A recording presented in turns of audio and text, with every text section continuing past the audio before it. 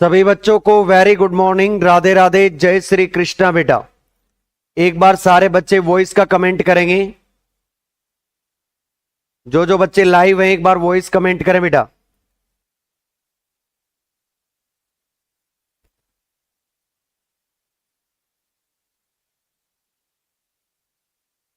सारे बच्चे वॉइस का कमेंट करेंगे एक बार सारे। वॉइस प्रॉपर आ रही है? आपने ज्वाइन कर रखा है क्या? फ्री क्लासेस वाले में ज्वाइन कर रखा है? शोभित आप लाइव हो, फटाफट एक बार कमेंट करना, वॉइस प्रॉपर आ रही है क्या? सभी बच्चों को very good morning, Radhe Radhe, जय श्री कृष्णा। बेटा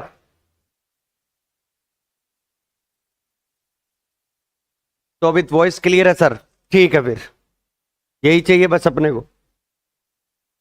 हाँ जी, तो एक काम करें सारे बच्चे, कल अपन ने एक मेथड किया था कि परिपथ विश्लेषण के लिए हम क्रिचॉफ के नियम उपयोग करते हैं, और उनमें से पहला मेथड कौन सा था? संधि विश्लेषण, यानी संधि नोड एनालिसिस वाला। उसमें कुछ लाइनें स्टेप्स बताई थी आपको।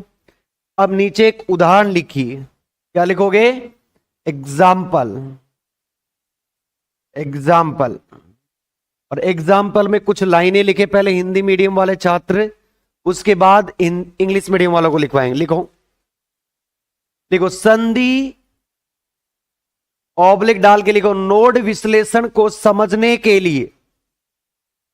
संधि ऑब्लिक डाल के लिखना, नोड विश्लेषण को समझने के लिए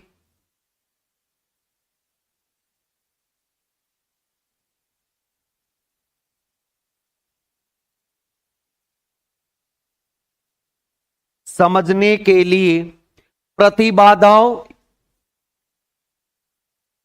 नहीं ऐसे नहीं ना, समझने के लिए परिपथ में, काटो इस लाइन को, परिपथ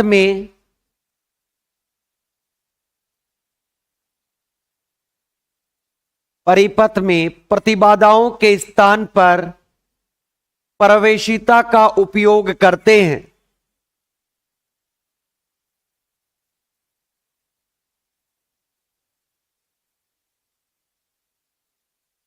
इंग्लिश में लिखो, to understand the node oblique डाल के junction analysis,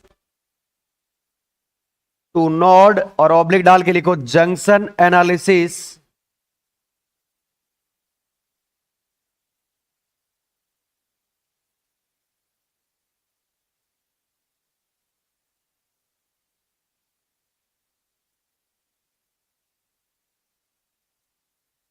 to understand node, the node and junction analysis, we consider a electric circuit,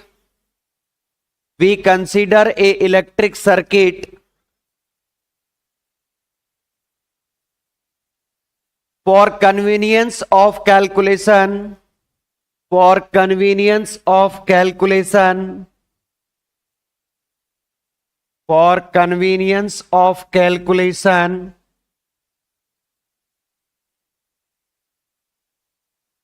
for convenience of calculation,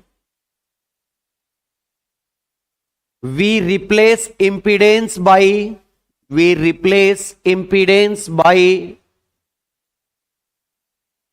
by admittance, by admittance,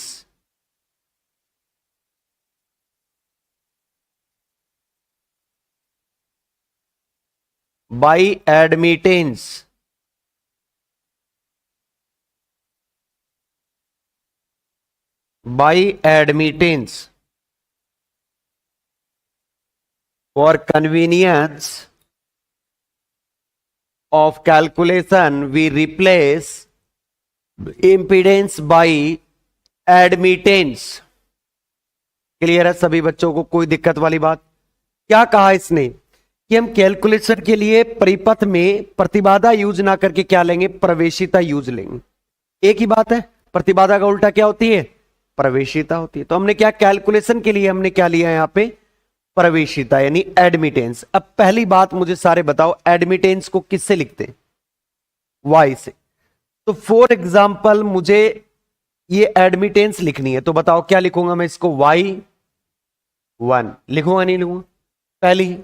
यदि मुझे दूसरी लिखनी हो तो मैं क्या लिखूंगा, y2। तीसरी लिखनी हो तो y3। चौथे लिखनी हो तो, और पांचवी लिखनी हो तो y5। अब इसकी जगह कुछ भी वैल्यू हो सकती है, xyz, मुझे नहीं पता। आगे जब अपन न्यूमेरिकल करेंगे तब हमें वैल्यू पता होगी, अभी न्यूमेरिकल नहीं पता। ध्यान से सुनना, ये हमें एक बैटरी दी हुई है, बैटरी का ये सिरा वाला कौन सा है, प्लस, और ये कौन सा है, माइनस। क्लियर। अब आ जाओ, और कोई बैटरी यहां पे जुड़ी हुई है कहीं पे, नहीं, सर्किट में दी हुई। यहां पे मैं क्या मान लेता हूं, आप पहले क्या काम, आपकी फर्स्ट स्टेप क्या कहती है, आप पहले कॉपी पेन उठा लो और आपको 4-5 स्टेप लिखवाइए, वो स्टेप निकालो। पहली स्टेप क्या करती है कि परिपथ में सभी संधि बिंदुओं की पहचान कीजिए। Find out the all nodes in the given circuit. Given circuit में सभी संधि बिंदु पहचानिए। संधि बिंदुओं की डेफिनेशन पता है भाई साहब, 1 2 3, ये क्या है, एक नोड। इस पे क्या फाइंड करेंगे अपन, वोल्टेज। मैंने मान लिया कि ये वोल्टेज क्या है, ई स्मॉल ए। इसके ऊपर वोल्टेज कितना है, ई ए, या वी ए मान सकते हो, एक ही बात। उसके बाद ये 1 2 और 3। भाई साहब ये भी क्या है, एक नोड। इस पे वोल्टेज कितना मान लेता हूं मैं, ई बी। आप मानो वी बी मान लो, कोई फर्क है नहीं पड़े। इस पे आओ, इस पे एक ये नोड और एक ये नोड, मतलब नोड तो है ही, ब्रांच पॉइंट है। इस पे ये कुछ है नहीं, ये कुछ है नहीं, ये एक सीधे तार से जुड़ा है, मतलब ये पॉइंट और ये पॉइंट दोनों क्या है, एक ही जगह है क्या। तो मैंने इनको बीच में क्या मान लिया, ये मान लिया कि एक नोड पॉइंट है, इन दोनों का ही एक नोड पॉइंट है। भाई ये तो नोड पॉइंट हमें पता है, और ये सीधे तार से जुड़ा है, तो नोड पॉइंट हो गया। तो चाहे इसको मानो और चाहे, सीधे तार से ही तो जुड़ा है, बीच में तो कुछ है नहीं, तो इस पॉइंट और इस पॉइंट एक जगह मान लिया। अब दूसरा पॉइंट क्या कहता है, सभी संधि बिंदु पहचान लिए अपन ने, क्लियर। इसमें 3 नोड पॉइंट है, कितने हैं, 3 नोड पॉइंट। चलो आगे का स्टेप क्या कहता है आपका, रेफरेंस नोड। रेफरेंस नोड की डेफिनेशन क्या है, समझना, देखो बेटा आराम से, पहले समझ में नहीं आया मतलब आपको मैं लिखवा दूं कितना भी, कोई मतलब नहीं उस चीज। रेफरेंस नोड की डेफिनेशन क्या है कि बैटरी के नेगेटिव टर्मिनल से जो नोड जुड़ा रहेगा ज्यादा से ज्यादा, वो नोड क्या कहलाएगा। अब बैटरी का एक नेगेटिव सिरा है, इससे ये वाला नोड जुड़ा हुआ है, इसका मतलब ये वाला नोड जुड़ा हुआ है, एक ही नोड है, और तो कोई बैटरी के नेगेटिव नोड से जुड़ा हुआ नहीं, मतलब ये क्या हो गया आपका रेफरेंस नोड। और इसको आप रेफरेंस नोड को कैसे दर्शाओगे, ऐसे, ग्राउंडेड। क्या मानोगे, ग्राउंडेड। इस नोड पॉइंट को मैंने दे दिया नोड पॉइंट सी। क्या नाम दिया इसको, सी, क्योंकि ए दे दिया, बी दे दिया और सी दे दिया। याद रखना, reference node, zero voltage condition. Reference node का मतलब क्या होता है, निर्देश संधि का मतलब क्या होता है, तुम्हें बताया था कल भी, निर्देश संधि, निर्देश संधि यानी रेफरेंस नोड क्या होता है, जीरो। अब अपन जीरो क्यों लेते हैं इसको, zero voltage condition, voltage condition.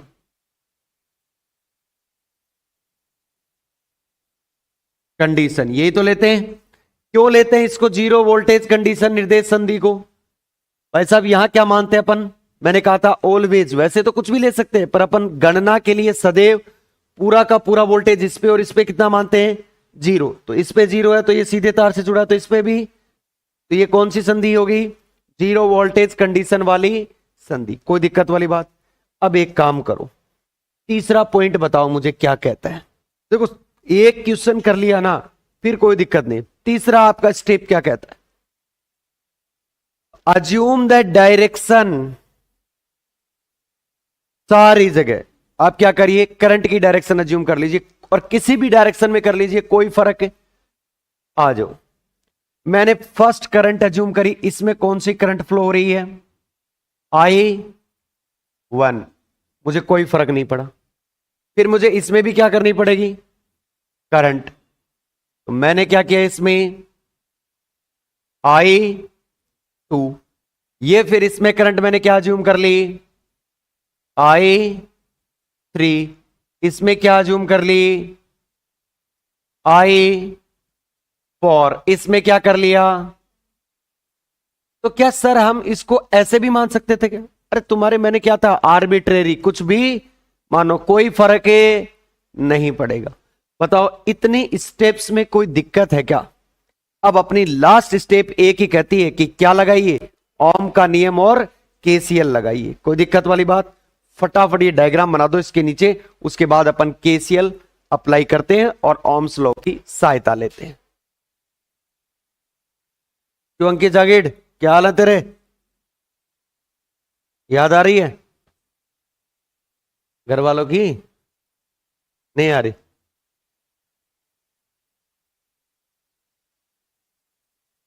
एक क्वेश्चन करने के बाद कर सकते हो क्या तुम क्वेश्चन? पक्का? उम्मीद कर लूं मैं तुमसे? चलो, हाँ तो तुमसे कुछ भी भरवा लो। तुम्हें समझ में आया? नाड़ ऐसे करोगे, इसका क्या मतलब हुआ? आया भी और नहीं भी आया।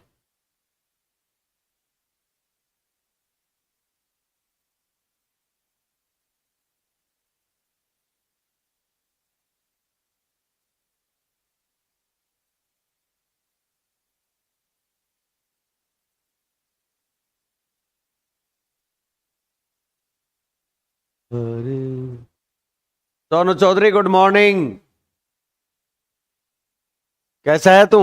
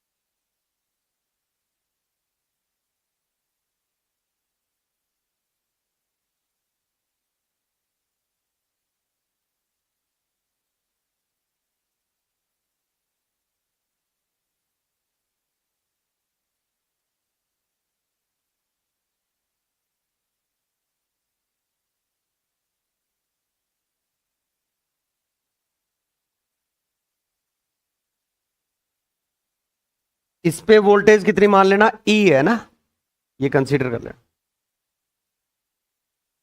बना लिया डायग्राम अच्छा सुंदर सा? चले, नीचे लिख लिया निर्देश संधि ब्रैकेट में, नोट डाल के लिखना निर्देश संधि यानी reference note, zero voltage condition. और इसको ये भी दिखा देना कैसे दिखाते हैं इस संधि को, ब्रैकेट डाल के।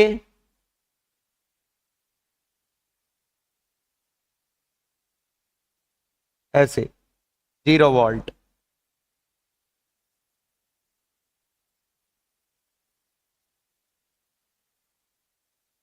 भू संपर्कित अवस्था होती है ये, ग्राउंडेड है ना।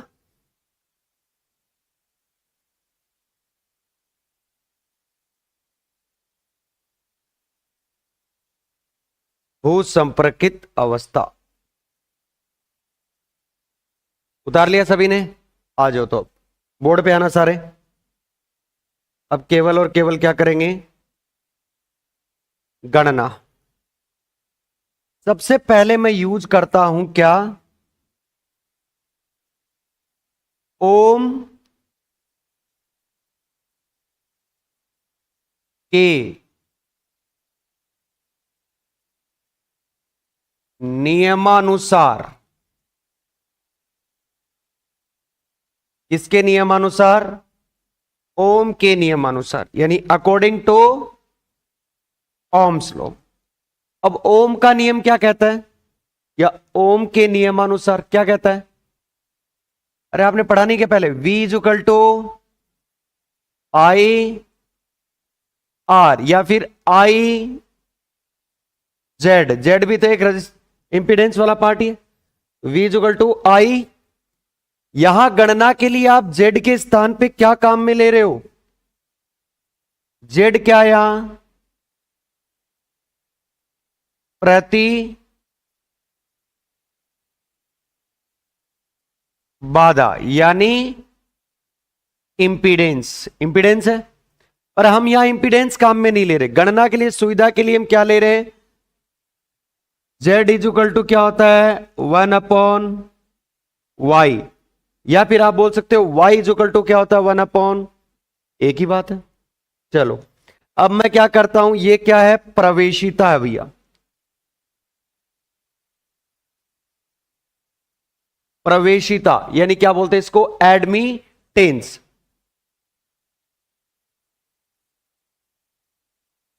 एडमिटेंस, प्रवेशिता। एक काम करो, इसकी जगह पुट करो जरा, V is equal to I, Z की जगह क्या पुट करोगे? 1/y, तो आई इज इक्वल टू क्या आ गया? V y। समीकरण नंबर 1। इसका उपयोग कहां करेंगे? परिपथ में। पहले सारी धाराओं का मान ज्ञात करते हैं, आओ। तो सबसे पहले किसमें ले? परिपथ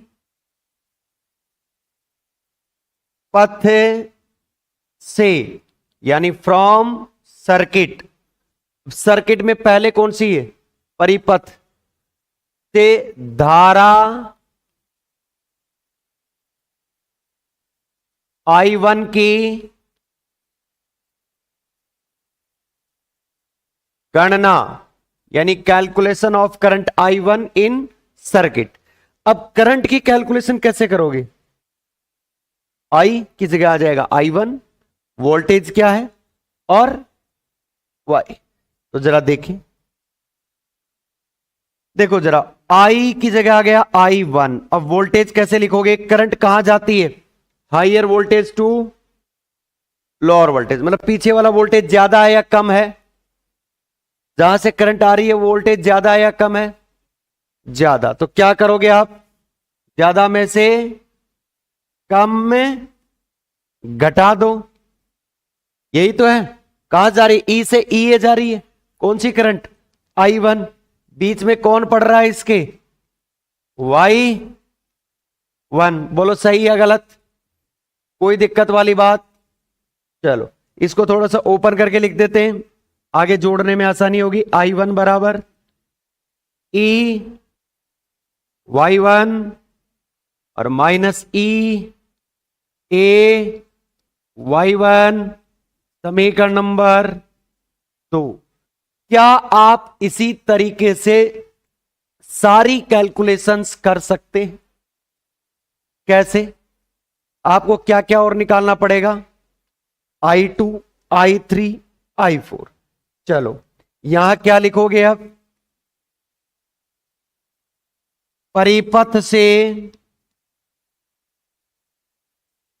परिपथ से धारा I2 की गणना, calculation of current I2 in circuit.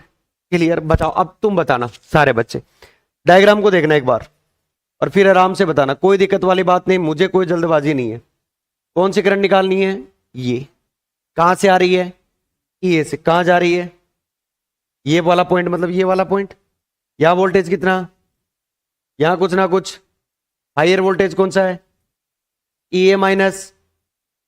कौन सी एडमिटेंस आ रही है? I2 की वैल्यू आ गई, नहीं आएगी? तो भाई साहब ऐसे ही सारी कैलकुलेशन आप आसानी से कर सकते हो। तो जरा बताओ, अब बताओ फटाफट। तो I2 बराबर क्या लिखोगे सर जी? I2 बराबर लिखूंगा मैं EA माइनस का 0। रेफरेंस नोड पे वोल्टेज कितना है? 0। साथ में कौन सी? आप इसको ओपन करके लिखोगे तो कैसा लिखोगे? EA Y2, समीकरण नंबर 3। और अब आप ज्यादा नहीं लिखेंगे, क्या लिखेंगे यहां वर्ड एक, इसी प्रकार, यानी सिमिलरली। बताओ जरा I3 कितना होगा भैया? I3 डायग्राम चेक करो, डायग्राम चेक करो, diagram. I3 EA minus AB, साथ में मल्टीप्लाई क्या करोगे? Y3 ओपन करके लिखोगे, क्या लिखोगे? EA Y3 minus EB Y3, समीकरण नंबर 4। कोई दिक्कत वाली बात? अब आओ, हाँ जी, क्या आया? I4 बराबर क्या आएगा? EB minus 0 Y4 equals to, इसको तो हटा दो, आगे कर लेना। I4 बराबर कितना आया? EB Y4, समीकरण नंबर 5। कोई भी दिक्कत हो तो बताओ फटाफट। अब एक काम करो, ये सारे आ गए समीकरण नंबर 5 तक। I5 भी रह गए क्या? लो तो I5 निकाल देंगे। I6 बराबर कितना आया? ओहो, सब पर ही फाड़ दिए। I5 बराबर बताओ, EB माइनस 0, और इसमें I4 में भी EB माइनस 0 है। वाह, EB, और यहां कितना आ जाएगा? Y5, और समीकरण नंबर 6। अब हमें ये तो ओम का नियम लगाना है, अब हमें लगाना है किरचॉफ के धारा नियम से। आ जाओ, क्या लिखूं मैं यहां? किरचॉफ के धारा नियम से, किरचॉफ के धारा नियम यानी कौन सा? KCL, किरचॉफ करंट लो। क्या कहता है किरचॉफ करंट लो? पढ़ो। किसी संधि बिंदु पर आने वाली सभी धाराओं का बीजगणितीय योग क्या होता है? शून्य। बीजगणितीय योग का मतलब विद साइन। क्लियर? अब सबसे पहले आपके पास नोड कितने हैं? 3, A B C। C तो क्या है? Reference node. नोड कितने बचे? 2, A और B। तो पहले किस पे लगाएंगे? A पे, फिर किस पे लगाएंगे? B पे। तो क्या लाइन लिखोगे सबसे पहले? संधि बिंदु A पर, इस पर संधि बिंदु A पर, या संधि बिंदु A पर किरचॉफ के प्रथम नियम से, जरा डायग्राम निकालो फटाफट। नियम से, हाँ जी, डायग्राम निकालो, और डायग्राम में ये बता दो फटाफट कि किरचॉफ के प्रथम नियम से कौन कौन सी करंट आ रही है और कौन कौन सी करंट जा रही। मैंने तुम्हें एक बात भी बताई थी, आप साइन कैसे भी आने वाले को प्लस लो तो जाने वाले को नेगेटिव लेना पड़ेगा, और जाने वाले को प्लस ले रहे हो तो आने वाली को नेगेटिव लेना। ये आ रही है तो प्लस, ये जा रही है तो, ये जा रही है तो, तीन ही संधि, तीन ही करंट है नोड ए, पॉइंट ए पे। तो भाई साहब आओ, समझ में तो आ रहा है ना? तो क्या लिखोगे बताओ? क्या आएगा? I1 minus I2 minus I3 equals to 0। अब ये कौन कौन से समीकरण है? I1 I2 I3, 2 3 4। तो नीचे क्या लिखोगे? समीकरण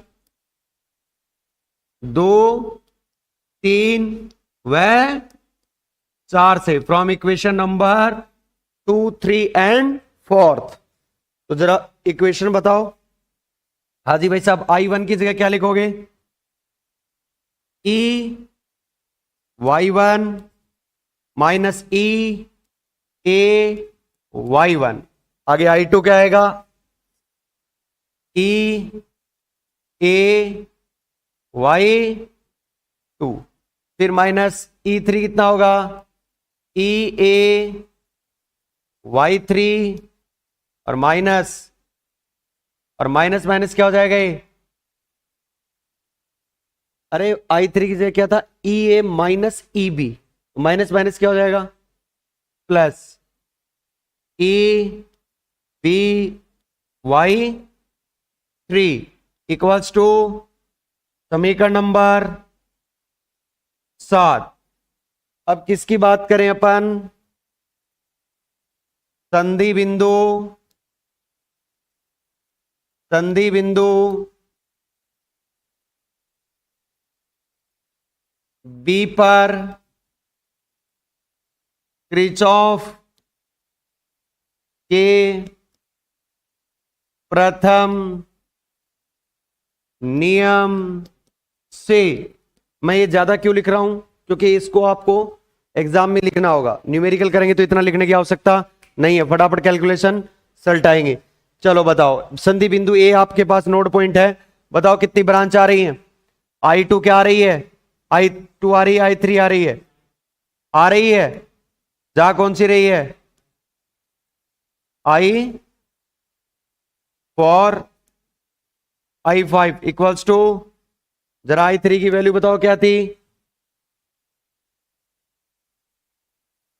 EA y3 minus EB y3 minus EB y, और minus EB y5 equals to समीकरण नंबर 8। अब आपको एक चीज और बता रहा हूं, ध्यान से सुनना, नॉट नॉट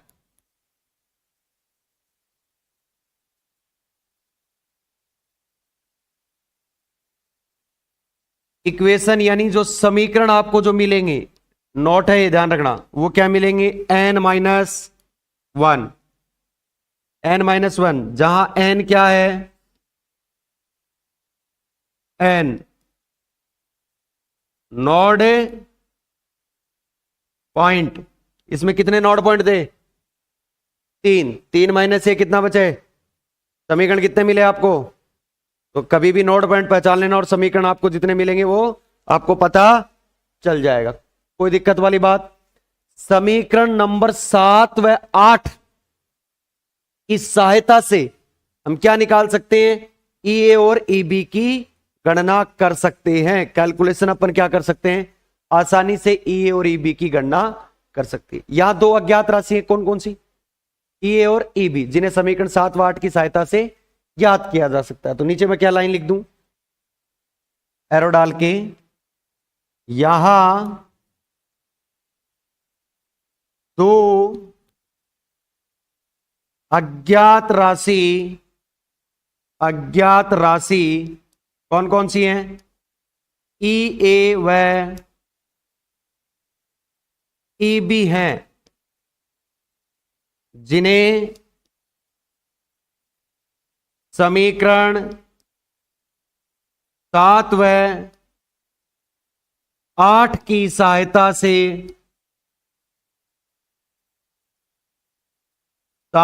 से ज्ञात किया जा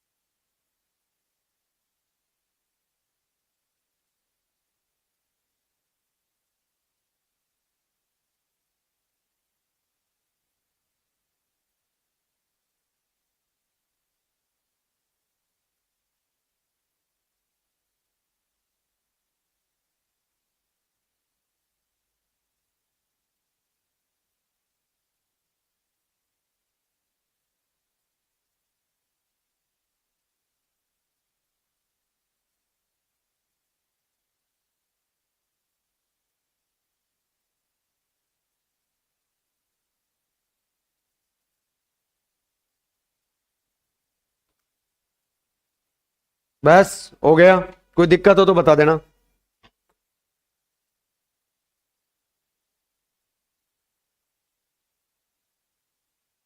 नीचे करेंगे, 1 मिनट रुक। हाँ, इसको क्या बोलते हैं? ओम्स के नियमानुसार, according to Ohm's law. Ohm's law क्या होता है? V equal to I R equals to I Z. Z क्या है? इंपीडेंस, प्रतिबाधा। जेड इक्वल टू क्या होता है? प्रवेशिता का उल्टा, यानी Y up, Z equal to Y 1 upon, इसको क्या बोलते हैं? एडमिटेंस। चलो, समीकरण 1 दे देना, इसको लिखना इंग्लिश मीडियम वाले। Calculate current I1 in circuit, या calculation of current I1 in circuit, calculation of current I1 in circuit.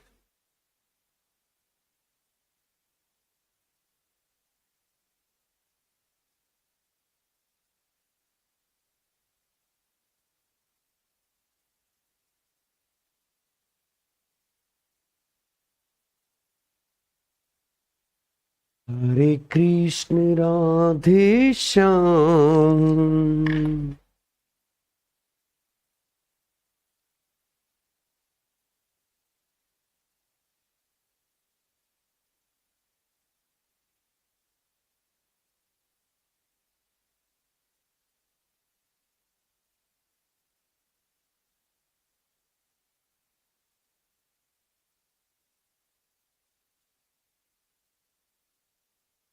यदि आज तुमने इसको इतना समझा है और तुमने मैंने क्वेश्चन दिया वो कर दिया, तो मैं तुम्हें क्या दूंगा? एक एक डेयरी मिल्क 60-60 रुपए वाली, भरपूर ऑफर है।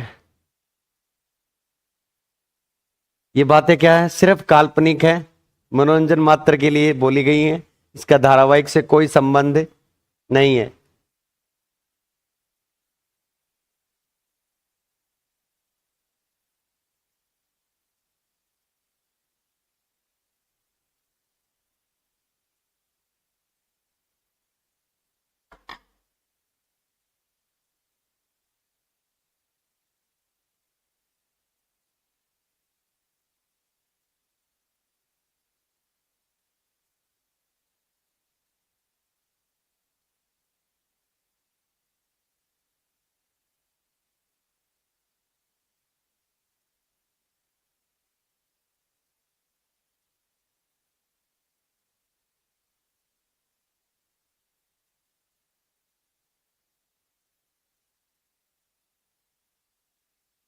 इसी प्रकार को इंग्लिश में बोलते हैं सिमिलरली।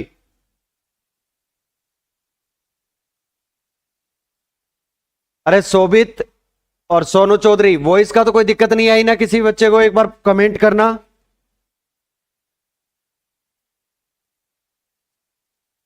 बीच में यार वॉइस वाला ब्लर कर गया था, एक बार बताना। वॉइस में तो कहीं दिक्कत नहीं आई थी ना? जहां दिक्कत आई वह दोबारा समझा देंगे। वॉइस ब्रेक हुई थी क्या कहीं पे?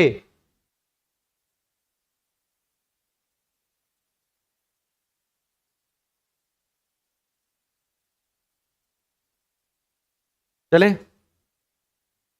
ऊपर, चलो भाई गौरव। अच्छा, तुम खुद ही कर रहे हो देख देख के? हैं आ गया है तुम्हें, ऊपर देख ही नहीं रहे तुम।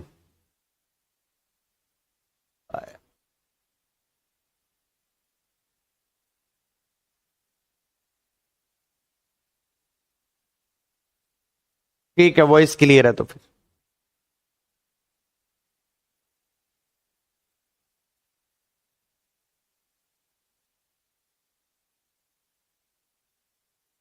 From Kirchhoff current law, from Kirchhoff current law.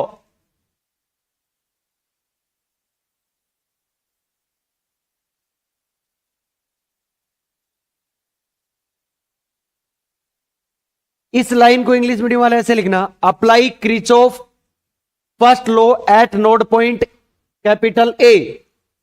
Apply Kirchhoff first law,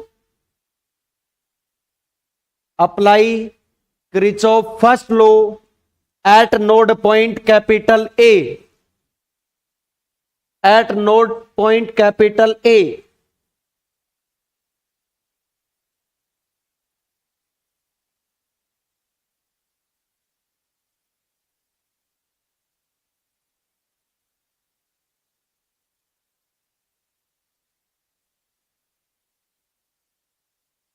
इसको कैसे लिखोगे? Equation 2 3, from equation 2 3 and 4।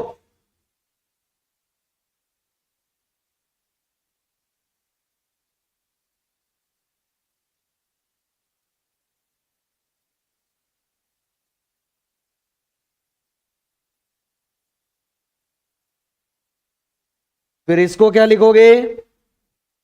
Apply Kirchhoff first law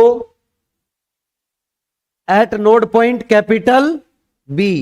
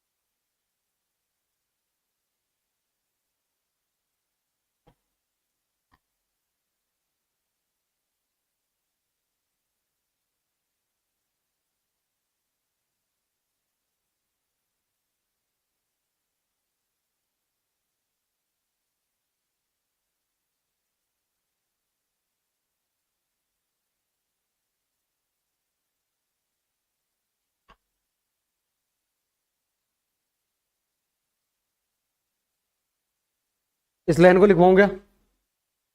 लिखो। Here here E A and E B are two unknown quantity. Here E A and E B are two unknown quantity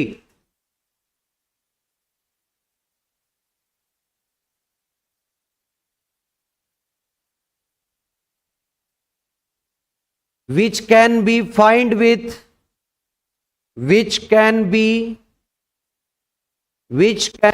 find with the help of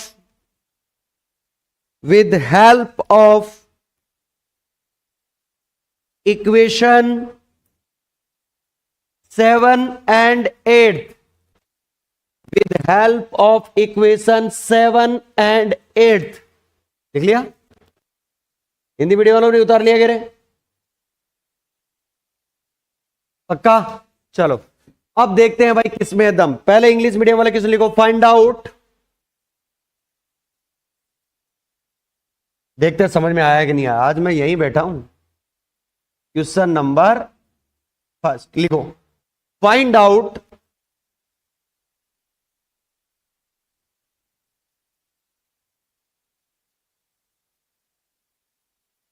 एक second रुकना, मैं diagram बना देता हूं।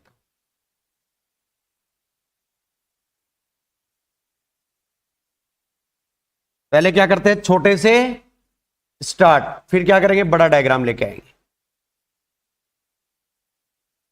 ये तुम इस छोटे वाले डायग्राम में सफल हो गए तो बड़ा डायग्राम तुम्हारे को घर पे करने के लिए दिया जाएगा। लिखो, find out value of voltage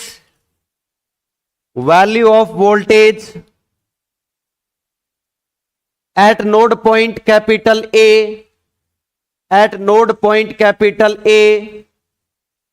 and also find out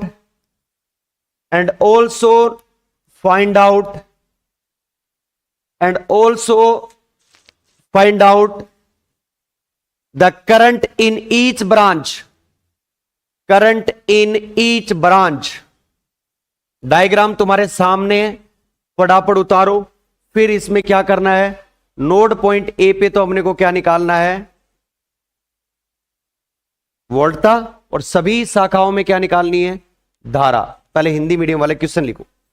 संधि बिंदु कैपिटल ए पर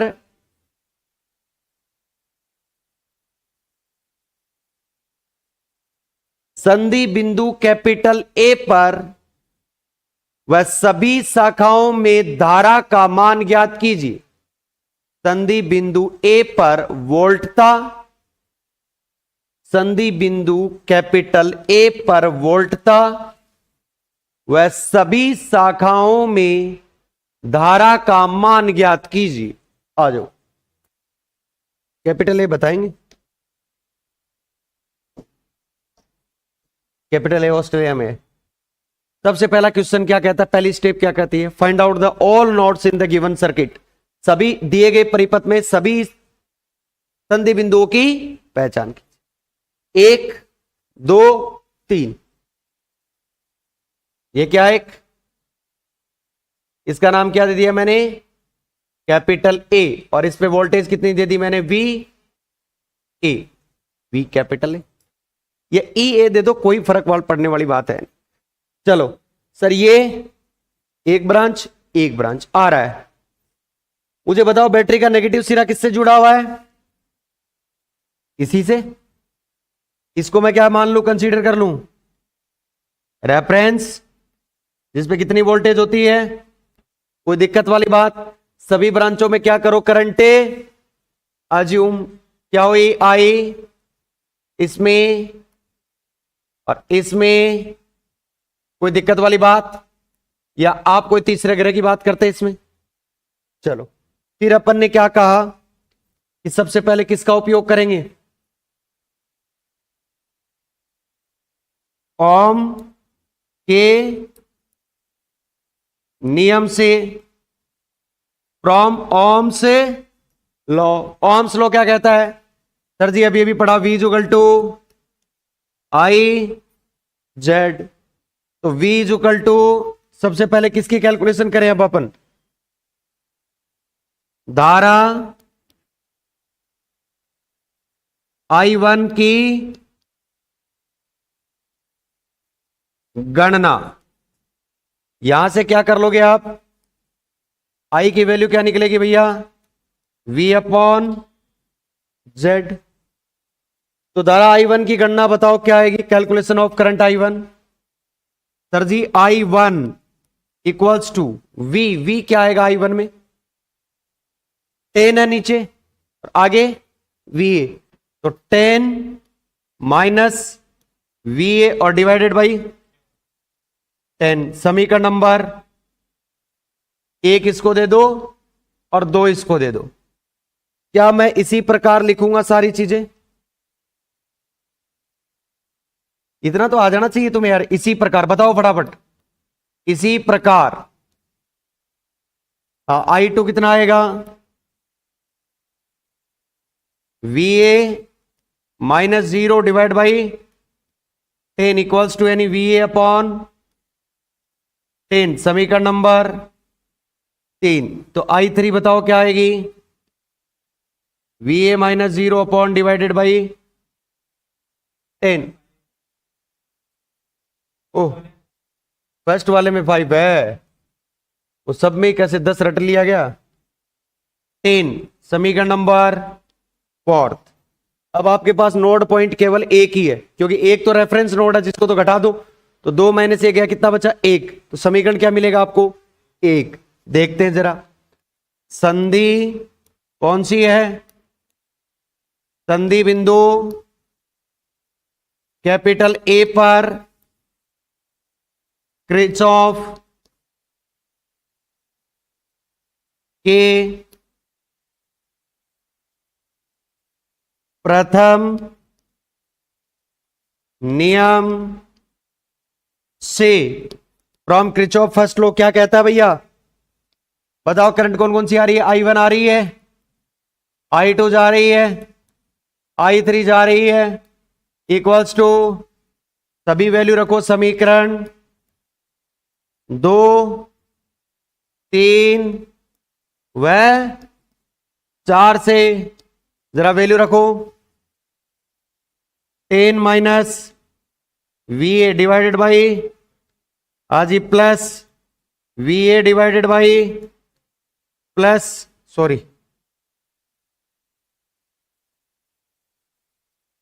minus minus V A divided by 10 equals to, एक काम करो, सब जगह अब क्या कर दो 10 से मल्टीप्लाई, तो 10 से मल्टीप्लाई करो तो कितना जाएगा 100 माइनस 10 वी ए, पर नीचे क्या है 5 भी तो है ना, तो 10 से जैसे ही मल्टीप्लाई करोगे इसको तो 5 से 2 आ जाएगा, 2 को मल्टीप्लाई करो कितना आ जाएगा 20, 20 माइनस 2VA, और इसको 10 से 10 कैंसिल, इसका 10 से 10 इक्वल्स टू 0 को 10 से मल्टीप्लाई, कोई फर्क है नहीं पड़ेगा। कितना आया बेटा जरा बताना, माइनस का 2 माइनस का 20 माइनस 4V इक्वल्स टू, तो VA 4 इक्वल्स टू, और आगे क्या आएगा VA 20 डिवाइडेड बाई 4, तो VA की वैल्यू कितनी आ गई 5, ये तो आपने निकाल लिया VA, पर आपको क्वेश्चन में एक दूसरी चीज और पूछी गई है, क्या सभी शाखाओं में क्या याद कीजिए, तो पहली ब्रांच में बताओ I1 क्या है, समीकरण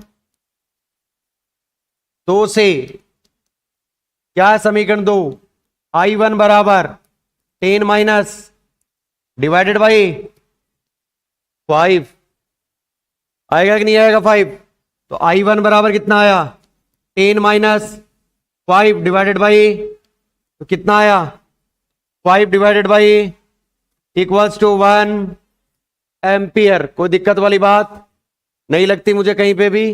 चलो सेकंड बताओ क्या लिखोगे, समीकरण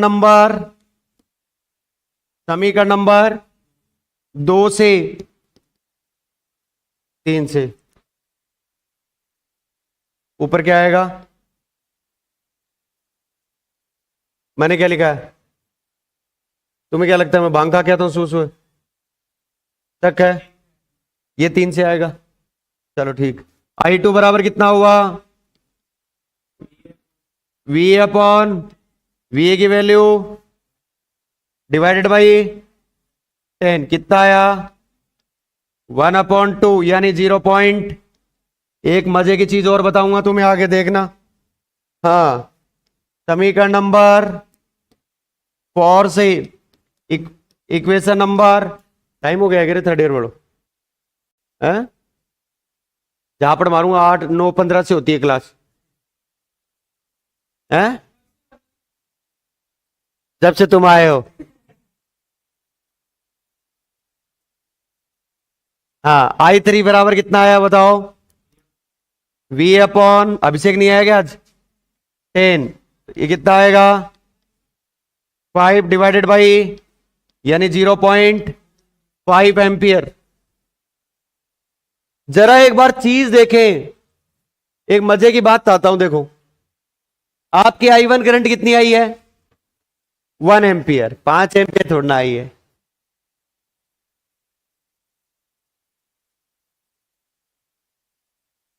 आओ ये करंट कितनी है और ये कितनी है दोनों, 0.5 इधर आई 0.5 वापिस घूम के कितनी चली गई 1 ही तो है, तो आप करंट को कितने भी भागों में तोड़ लो कोई फर्क है, किसी भी डायरेक्शन में मानो कोई फर्क है, फटाफट छाप लो।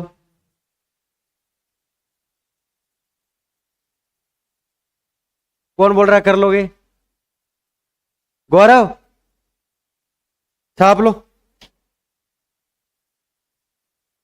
जब तक मैं थर्ड ईयर वालों से बतले आता, ऊपर कर दे, ये डायग्राम तो उतार ही लिया था ना आपने। पर यदि कोई बच्चा इंटेलिजेंट है तो वो इस क्वेश्चन को घर पे कर रहे नहीं सकता, थर्ड ईयर वाले तो यही कहेंगे, क्यों मनमोहन, अरे तेरा दोस्त अभिषेक कहां गया, गांव गया, किससे मिलने, ठीक, गुड मॉर्निंग।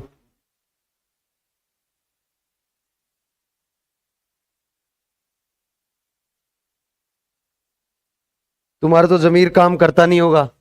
तुम्हारे पास में कोई चीज पड़ी हो तो पड़ी रहे, चाहे तुम्हें, तुम उस पे बैठ जाओगे। हैं? अरे वाह भाई, कलाकार हो। इसको क्या लिखोगे अंग्रेजी माध्यम वाले छात्र? ओम के नियम से, फ्रॉम ओम से लॉ।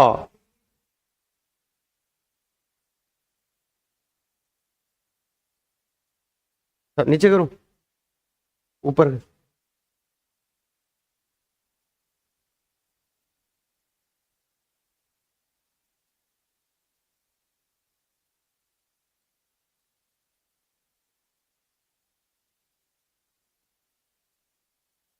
रिप्लाई नहीं देता।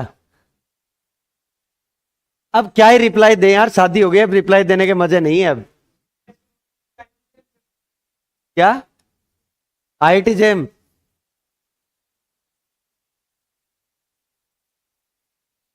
क्या रिप्लाई दे? डेली सुबह पहले गुड मॉर्निंग, गुड इवनिंग। तो अलग ही चीज पूछता है, तेरी चीज पूछना है मुझे पता है। तू क्या नाम है, वीडियो के लिए पूछ रहा था, मुझे पता ही था। वो वीडियो मैं डालूंगा नहीं यूट्यूब पे, फिर क्या है मतलब। ID password? इस बार कोई व्यवहार नहीं अपना। जो फीस जमा कराएगा उसको आईडी पासवर्ड मिलेंगे। अपने सारे व्यवहार खत्म कर दिए। सारे व्यवहार मेरे से ही करवा लो तुम। फीस भी कम तुम ही कर दो, टाइम एडजस्टमेंट करना हो वो भी तुम ही कर दो। ननियाल आया तू यहाँ? छुट्टे हम छोरो नानी के जाने से लग रहा कपड़ा ही जोड़ी।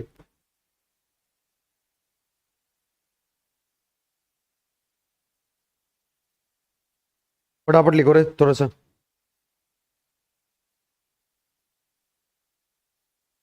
थर्ड ईयर में नया टॉपिक स्टार्ट होगा रे भाई आज। फोटो इलेक्ट्रिक इफेक्ट, प्रकाश विद्युत प्रभाव, जो कि आपके जीवन में क्या डालेगा? प्रकाश। ध्यान से सुनिएगा, कल आपको न्यूमेरिकल मैं दूंगा घर पे करने के लिए। अभी तो टाइम हो गया है। सेकेंड ईयर वालों ध्यान दो। तो पहला नोड एनालिसिस या जंक्शन एनालिसिस वाला टॉपिक है, उसका कोई भी क्वेश्चन गलत होगा क्या तुमसे? अब इसी क्वेश्चन को अपन लूप एनालिसिस से भी करके बताएंगे तुम्हें, तब भी वैलिड आएगा। पर वो आप पे डिपेंड करता है कि जैसे कई क्वेश्चन होते हैं उनमें लूप एनालिसिस सही रहता है और कई क्वेश्चनों में जंक्शन एनालिसिस।